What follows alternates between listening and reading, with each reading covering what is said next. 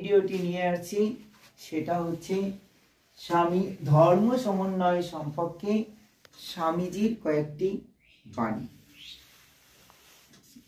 স্বামীজির মতে প্রকৃত ধার্মিক সর্বদাই উদার হয়ে থাকেন। তার ভিতরে যে প্রেম আছে তাতেই তাকে বাধ্য করে উদার হতে।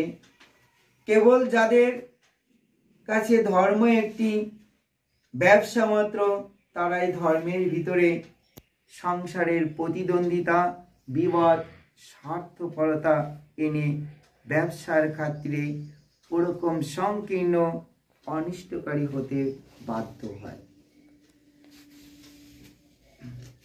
দ্বিতীয় নম্বরে যে বাণীটি বলছি, আমি মুসলমানের মসজিদে যাব, খ্রিস্টানদের গির্জায় প্রবেশ করে ক্রুশবিদ্ধ যিশুর সামনে নতজানু হব, বৌদ্ধদের বিহারে প্রবেশ করে আমি বুদ্ধের ও তার ধর্মের শরণ নেব,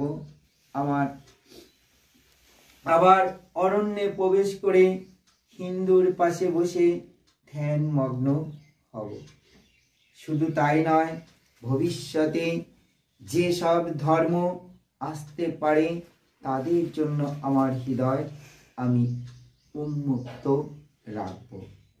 তৃতীয় নম্বর, অতীতে সকল ধর্মাচার্যদের প্রতি আমার শ্রদ্ধা নিবেদন করি, শ্রদ্ধা জ্ঞাপন করি বর্তমানের সমস্ত মহাপুরুষদের, এবং আমার শ্রদ্ধা সেই সব মহান মানুষের প্রতি যারা ভবিষ্যতে আসছেন।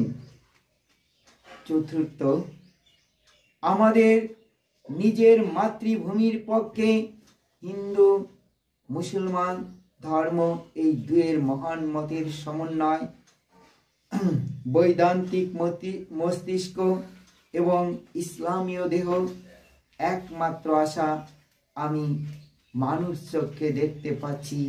এই বিবাদ বিশৃঙ্খলা দূর করে ভবিষ্যতের পূর্ণাঙ্গ ভারতে বৈদান্তিক মস্তিষ্ক এবং ইসলামীয় দেহ নিয়ে মহিমায় অপরাজেয় শক্তিতে জেগে উঠেছে।